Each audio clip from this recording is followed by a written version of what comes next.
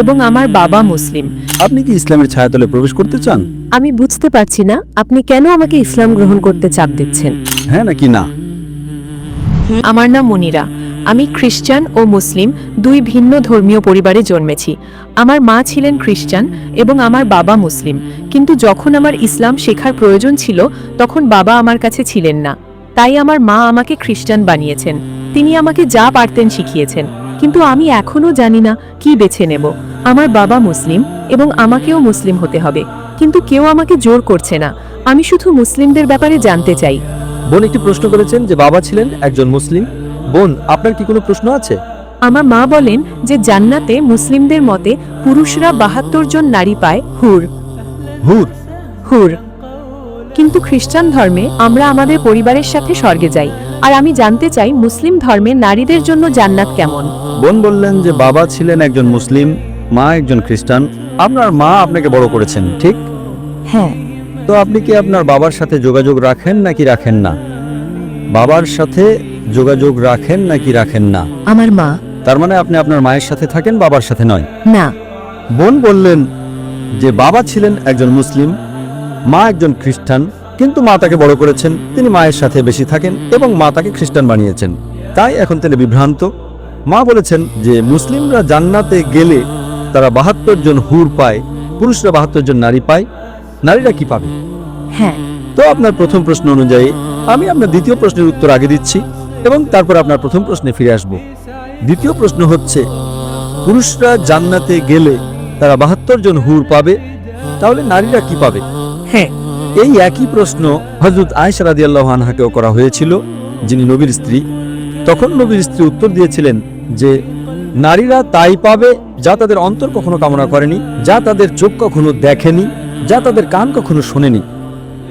তার মানে ইনশাআল্লাহ আপনারা সমপরিমাণ কিছু পাবেন যা আপনাদের অন্তর কখনো কামনা করেনি, যা আপনাদের চোখ কখনো দেখেনি, যা তাদের কান কখনো শোনেনি।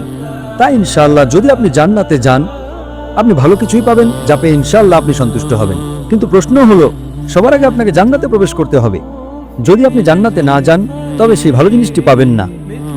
আর আপনি যে নিয়মের কথা বলছেন যে আপনার মা খ্রিস্টান, বাবা মুসলিম, আপনি বিভ্রান্ত। আমি একটু আগে ভাইকে যে সূত্রটা দিয়েছিলাম সেটা আপনার ক্ষেত্রে প্রযোজ্য। অন্তত সেটা মানুন যা উভয় ধর্মেই এক। উভয় ধর্মগ্রন্থ কোরআন এবং বাইবেলে যা কমন, অন্তত সেটা মেনে চলুন। বাইবেলের কোথাও বলা নেই যে যিশু ঈশ্বর। বোন, আপনি কি বিশ্বাস করেন যিশু ঈশ্বর? না।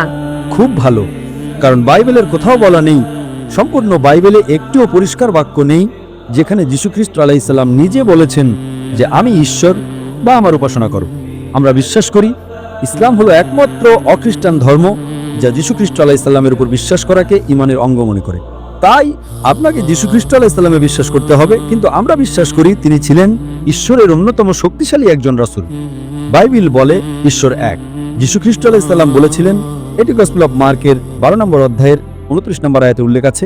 সেখানে বলা হয়েছে, শামা ইসরাঈলু আদনাহিন আদনাইখাদ, অর্থাৎ শোনো ও ইসরাইল, প্রভু আমাদের ঈশ্বর হলেন একমাত্র প্রভু। আপনি যদি বাইবেল পড়েন, সেখানে মুহাম্মদ সাল্লাল্লাহু আলাইহি সাল্লামের ভবিষ্যৎবাণী সম্পর্কে উল্লেখ আছে। মুহাম্মদ সাল্লাল্লাহু আলাইহি সাল্লামের ভবিষ্যৎবাণী ওল্ড টেস্টামেন্ট এবং নিউ টেস্টামেন্ট উভয় জায়গাতে উল্লেখ আছে। বিস্তারিত বলার মতো সময় আমার হাতে নেই, আমি শুধু রেফারেন্সগুলো দেব।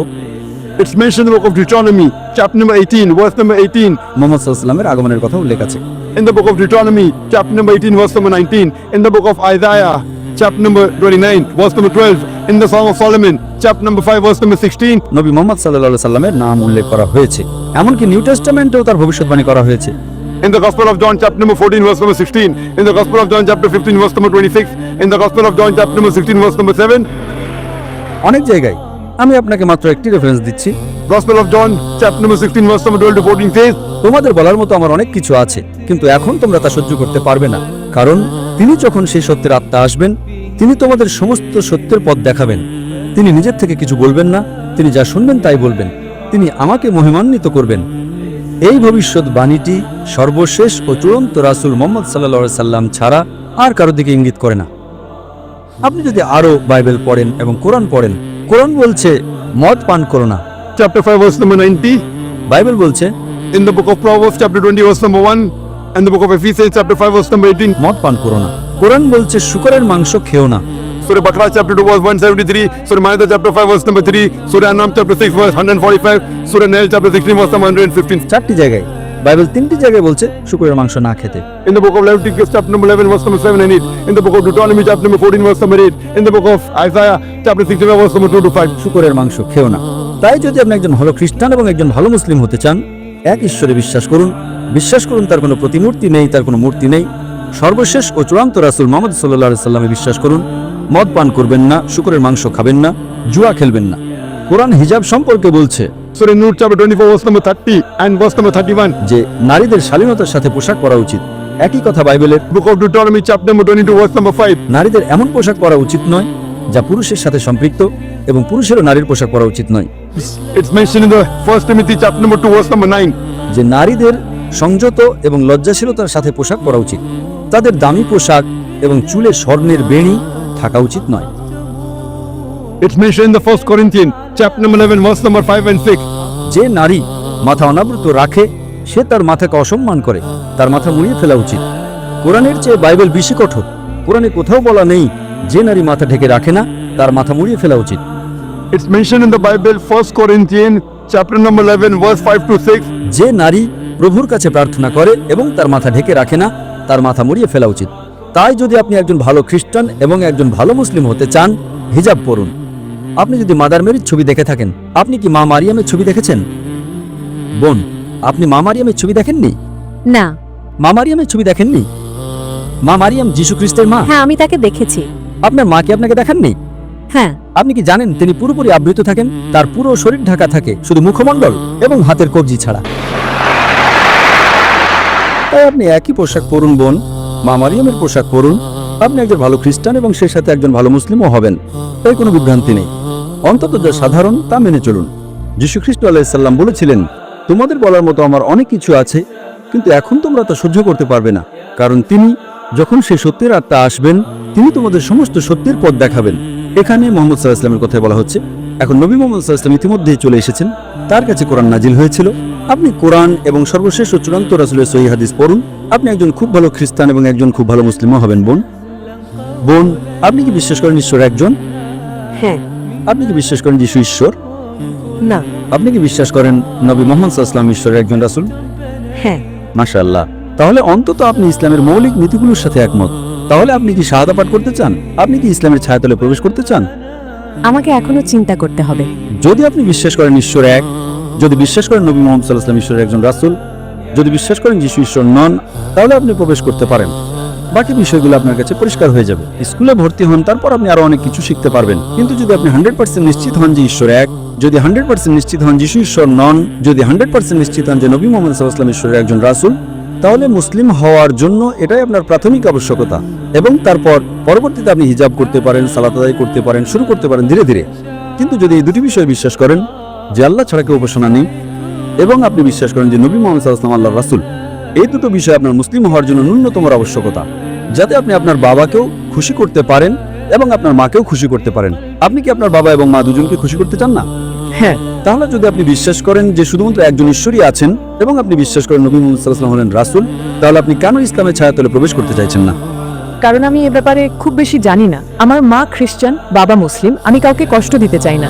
ঠিক আছে, যখন স্কুলে ভর্তি হন আপনি জানেন না দশম শ্রেণীতে কি পড়ানো হয়? আপনি কি জানেন? হ্যাঁ নাকি না?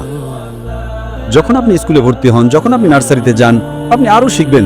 যতক্ষণ আপনি রাজি আছেন যে ঠিক আছে এখন আপনি স্কুলে ভর্তি হলে আপনি স্কুলের সময়সূচি মেনে চলতে রাজি আছেন, মৌলিক নিয়মগুলো মেনে চলতে রাজি আছেন, এবং তারপর আপনি আরো বেশি বেশি শিখতে শুরু করবেন। তো এখানে যদি আপনি মৌলিক নিয়মগুলোর সাথে একমত হন যে ঈশ্বর এক, যিশু ঈশ্বর নন, তিনি ঈশ্বরের একজন রাসূল, এবং নবী মুহাম্মদ সাল্লাল্লাহু আলাইহি ওয়াসাল্লাম ঈশ্বরের একজন রাসূল, এগুলো হলো প্রাথমিক আবশ্যকতা। পরবর্তীতে আপনি যত বেশি বেশি জ্ঞান অর্জন করতে থাকবেন, আপনার আমল বাড়তে থাকবে। আপনি একজন ভালো খ্রিস্টান এবং সেই সাথে একজন ভালো মুসলিমও হবেন বোন। এতে সময় লাগবে, কিন্তু মৌলিক বিষয়গুলো যদি আপনি ভালো করে জানেন, আমি মনে করি আপনার দলে প্রবেশ করা উচিত, এবং তারপর আল্লাহ আপনাকে আরো মেনে চলতে সাহায্য করবেন। বোন, আপনি কি ইসলাম গ্রহণ করতে চান? এখন না। ঠিক আছে, ইনশাআল্লাহ বাড়িতে যান, এটা নিয়ে চিন্তা করুন আর নিশ্চিত হন। একবার নিশ্চিত হলে দ্রুত প্রবেশ করুন। আপনি জানেন না আপনি কতদিন বাঁচবেন। একেবারে না হওয়ার চেয়ে দেরিতে হওয়া ভালো। আর আপনি জানেন না আপনি কতদিন বাঁচবেন। তাই আমার আপনার অনুরোধ, আপনি বাড়িতে যান, আরও গবেষণা করুন, আরও পড়াশোনা করুন এবং যত দ্রুত আপনি নিশ্চিত হবেন আপনি ইসলামের ছায়াতলে আসুন, যাতে আপনি জান্নাতে যেতে পারেন, আপনি স্বর্গে যেতে পারেন। অন্যথায় আপনি জান্নাতে যাবেন না। আশা করি উত্তরটা পেয়েছেন।